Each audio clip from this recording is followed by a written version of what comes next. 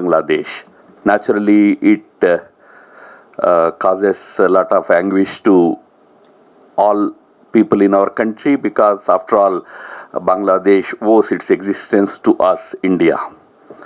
I'm sure you all know that in 1971, when the Mukti Bahini, the freedom-seeking people of Bangladesh, youths of Bangladesh, were fighting against the domination of West Pakistan and atrocities of Pakistan army over the Bengali population of East Bengal at that time. At one point, India had extended its moral support, but also occasionally some material support. It was due to the support extended by us that the nation of Bangladesh came into existence in 1971. I'm not saying anything from any jingoist point of view. It is a historically recorded fact. Bangladesh's creation was historic for many reasons. But for us, people of our country, the most important reason was that it symbolized the defeat of two-nation theory. A very false theory propagated by Jinnah and accepted by the Indian leadership in 1947. It negated, the creation of Bangladesh negated the two-nation theory.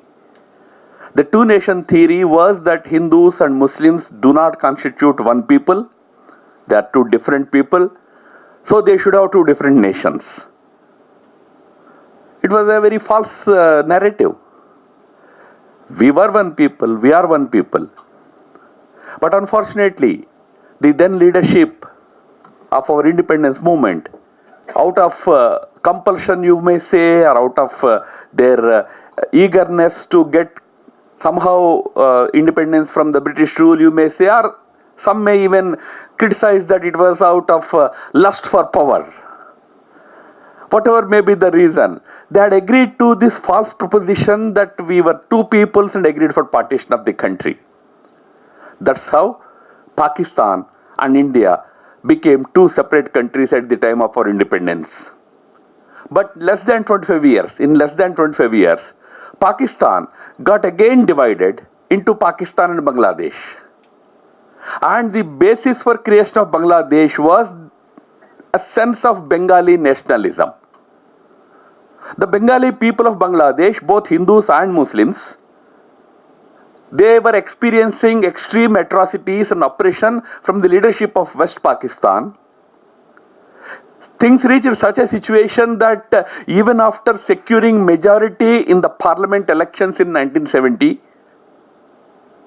the Bangladeshi leadership was not allowed to form a government. The army was deployed in cities and villages of those days East Pakistan, and unspeakable atrocities were perpetrated on the Bengali people of East Bengal. Those who fought and died in that cause of creation of Bangladesh included a large number of Hindus. Because the cause for creating a nation based on Bengali identity, both Hindus and Muslims together fought. In fact, I must tell you, the first victims of the atrocities of Pakistan army in 1971 were Hindus. Because the Pakistani army believed that India was behind the Mukti Bahini. India meant Hindus of Bangladesh or East Pakistan those days. So Hindus should be taught a lesson. So the Pakistani army entered the Dhaka University on 25th March, if I remember correct, 1971. There was a big dormitory where Hindu students used to live. It's called Jagannath Hall.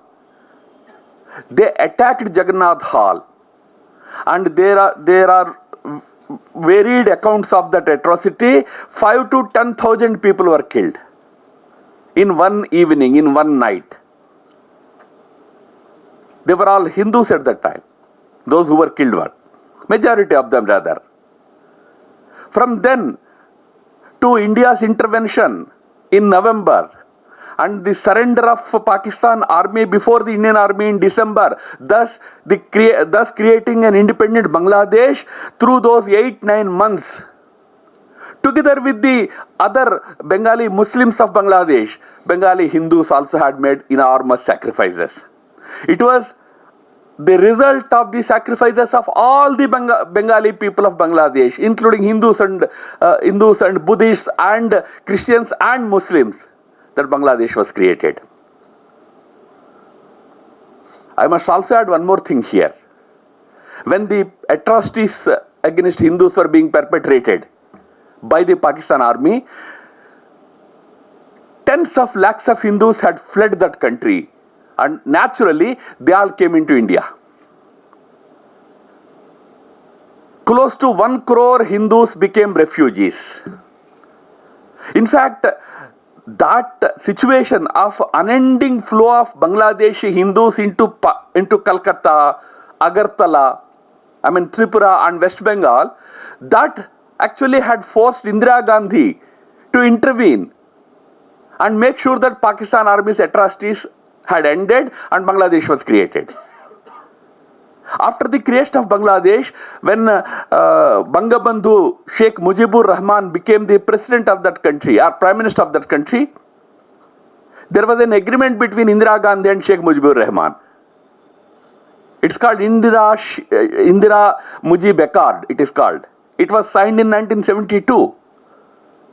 In that, the Bangladeshi government had promised to ensure safety for its minorities. Believing in that commitment given by Sheikh Mujibur Rahman, none other than father of Bangladesh, all the Hindus that had become refugees and staying in India, majority of them had returned, hoping that they would see a peaceful Bangladesh. But sadly, despite some measures taken by successive governments, the life of Hindus in Bangladesh did not remain peaceful all the time. They were subjected to various kinds of atrocities, oppression at on different occasions. I must here mention, for the sake of record, that occasionally the governments of Bangladesh did take certain measures to ensure safety of Bangladeshi Hindus. That's the reason why, while in Pakistan the Hindu population has drastically come down, drastically reduced, Bangladesh still continues to have close to 1.3 crore, 13 million Hindus. It's a big number, it's not a small number. They continue to live because, despite sometimes jihadi elements having upper hand in creating trouble to Hindus, there were also occasions when governments were taking necessary steps to ensure or give some relief to Hindus. But unfortunately, recent happenings again in the last few months, especially after the toppling of an elected government in August this year, it appears as though the radicalized elements, the jihadist elements, have again gained upper hand in that country, and naturally victims include a good number of Hindus also. Why I am saying include and also is, unfortunately, in Bangladesh today, a big amount of political violence and political vendetta is also going on. Those belonging to Awami League, the erstwhile ruling party, whose Prime Minister Sheikh Hasina was deposed, was basically thrown out of power. The leaders of that party, many of them are being subjected to unspeakable atrocities today. Many were killed. Many were beaten up. Many had to now lead, they had to been hiding for months on. Many had fled the country. Some have taken shelter in India. Some have gone somewhere else. So a sort of political vendetta is also going on side by side with attacks on minorities, mostly Hindus, Buddhists and Christians. During Sheikh Hasina's period, there were certain steps taken by that government. Sheikh Hasina was in power, the Awami League was in power from 2009 until the government was deposed in August this year. More than, I would say about 15 years. During that period, Sheikh Hasina or Awami League sought to instill some confidence in the minds of Hindus. For example, they sent 18 Hindu leaders to parliament. It's a good number. The Bangladesh parliament has about 291 members. 18 of them were Hindus. There were Hindu police officers who became SPs and even higher ranks. In fact, one Bengali Hindu, became the Chief Justice of the Bangladesh High Court, which is the equivalent of our Supreme Court. So there were efforts to either instill some confidence in the minds of Hindus or to show to the world that we don't discriminate. But after August, it appears even justice is denied to the minorities of Bangladesh. It is certainly a cause for concern. One may say that how are you bothered? It is the internal matter of another country, Bangladesh. We can't say that. Because, firstly, we all inherit the consequences of an ill thought out partition of the country, for which the minorities like Hindus and Buddhists and Christians are paying a price today in Pakistan as well as in Bangladesh. So it cannot be simply called the internal matter of our neighbor. And secondly, it cannot be an internal matter because there was an agreement in 1972 between Indira and Sheikh Mujib. Indira, Mujib, Accord had explicitly stated that we will take care of the minorities. It was a commitment given. So we have no intention of interfering in their internal matters. They have, I told you, there has been a political violence also as a component of this violence that is happening. That's purely their internal matter. They have to address it. We hope that they address it.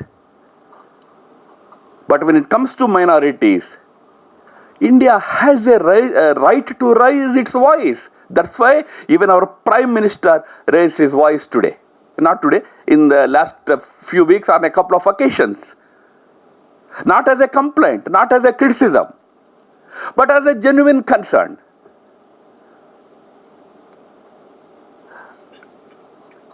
We in India have provided constitutional safeguards to minorities. India's constitution gives safeguards to minorities. India's judicial system is very independent, is always there to stand by the genuine rights of all citizens, including minorities. You have seen day before yesterday when certain things were happening about certain places of worship, Supreme Court had intervened and said no further entertainment of cases. But sadly, in our neighborhood, neither the constitutions nor the judicial system appear to be giving any such kind of protection or sense of protection. So we sincerely hope that things improve. We all live in peace, and the minorities of these countries enjoy fundamental rights, also right to justice, right to protection. That's all we intend to see in our neighborhood, because anything happening otherwise will have a bearing on India's own security. So I am happy that hopefully it's in Kannada, so I do not know what all is written in this, but I only hope that all these sentiments must have been conveyed through this wonderful small booklet. Vishwa Samaj Kendra wanted to talk about the whole world today. We are unfortunately passing through a very turbulent time in our world today, but that requires long discussions. Each case is different. We already had a couple of flashpoints going on for last 2-3 years in Israel, in Gaza, and then in Ukraine, between Russia and Ukraine. But many new flashpoints have been added to it, from Lebanon to Iran to Syria to Egypt. It appears as though the entire Middle East is in flames. There is growing instability in a region which is always very volatile. Where would it lead to is certainly a big concern, because no conflict can now be called a local conflict. Every conflict in the world will have global ramifications. For example, Ukraine war happened. Suddenly, economies of many countries in Africa and Asia started collapsing. The reason was, we used to get all food supplies like, vegetable oils, wheat from Ukraine.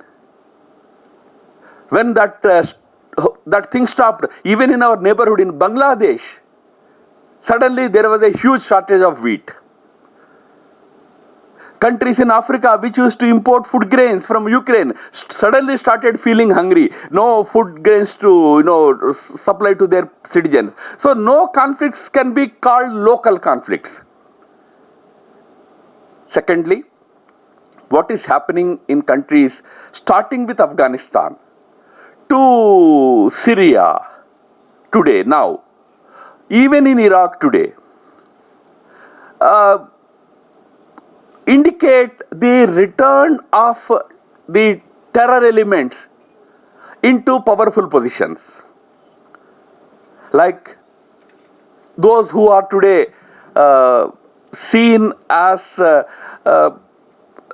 controlling countries were known to be Islamist radical groups aligned with groups like Al-Qaeda and ISIS. Maybe after coming to power they may change, we don't know. One may have this argument that, once they are in power they will be very good. We do not know. But the fact remains that from our neighborhood to a little far off neighborhood like Syria, we today find elements which had strong links with terror groups like ISIS and Al-Qaeda back in power, are coming to power. That is going to create a very tense Middle East for us once again.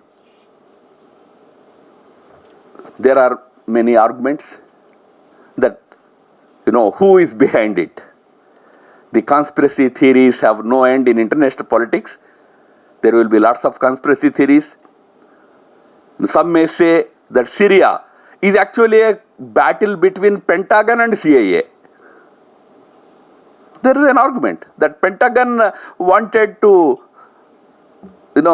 support Assad. CIA wanted to remove him. These are all the kind of things that will be debated, that will be discussed. But the fact remains that instability has returned to a very significant, very critical strategic region of the Middle East.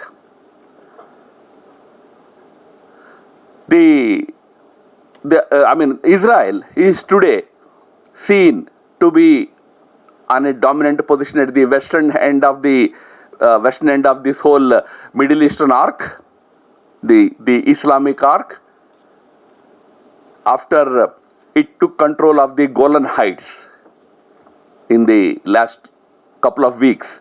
After Assad fled and Syrian army was defeated by Jolani and his forces in Syria. Behind their backs, Israel captured Golan Heights, the highest peak, highest point of Golan Heights, from where it will have an excellent vantage point over Lebanon, of course Gaza, and also Syria. So it has now acquired a strategically dominant position in the region.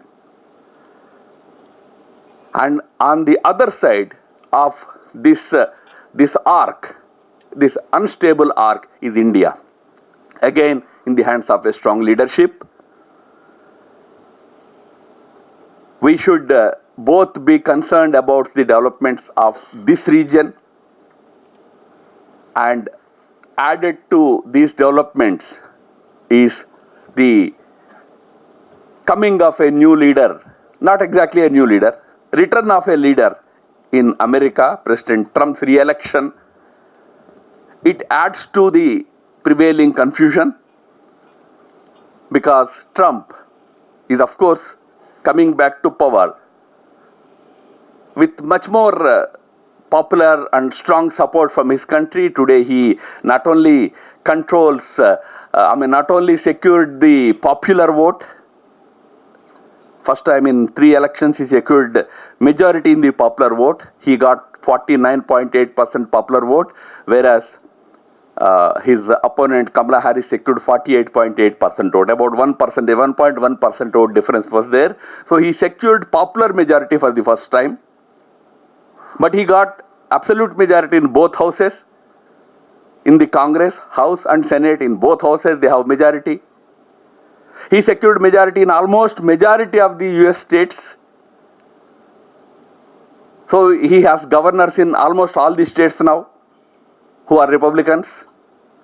So he is coming back with a very enhanced strength. Trump has his own characteristics, very typical of him, unpredictability being one of them. But then he is coming back not as any new person. He is returning after 4 years of experience as president, but also 4 years in opposition, seeing the politics of the country from close quarters. So how he will respond to evolving global scenario, including the Middle East, needs to be watched.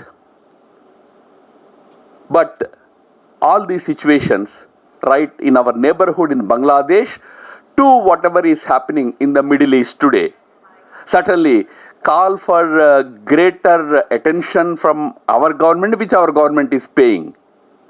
We are seized of these issues. We are in touch with, our leadership is in touch with leaders of many countries in the region. And fortunately, we are one country which enjoys across the fence goodwill. Like we have good relations with Israel, but also we have good relations with Iran. We have good relations with America, but we also have good relations with Russia.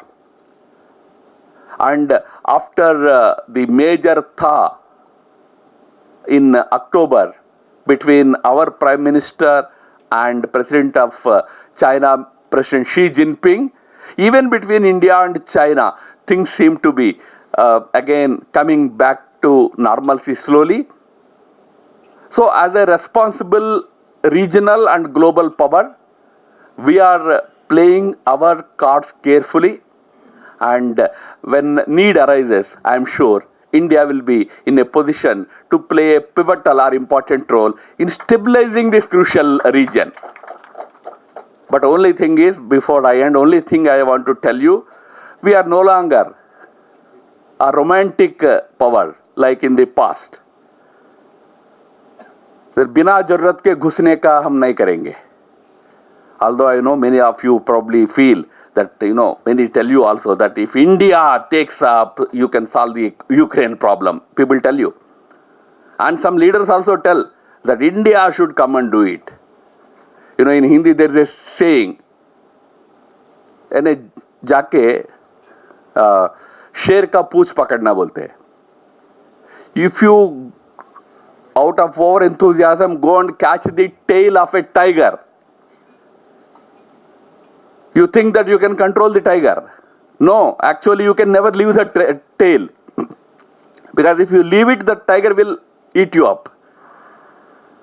So we are no longer romantic about these things. When time comes, our leadership has the strength and also the goodwill to intervene and make take necessary steps for restoring peace and normalcy in the region. Of course, we want peace. We don't want war in any region, much less in our neighborhood. But we will have our own, what I can say, strategic restraint also. Remember, in diplomacy, strategic action is also important, but strategic restraint also more important. Many experts will tell you, talking is important in diplomacy, they tell you. Talking is important, but silence is also important. That is diplomacy. Talking is diplomacy. Not talking is also diplomacy. You see, we did not talk with China for 4 years. Finally, Xi Jinping came and shook hands. We have not been talking with Pakistan for 6 years now, 2018. To till date, we are not talking.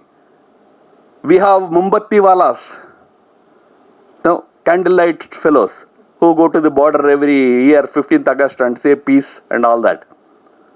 They will tell you that how can you not talk? Just as talking is diplomacy, not talking is also diplomacy. That realism is there in our government now. This government goes by that realism, that autonomous thinking.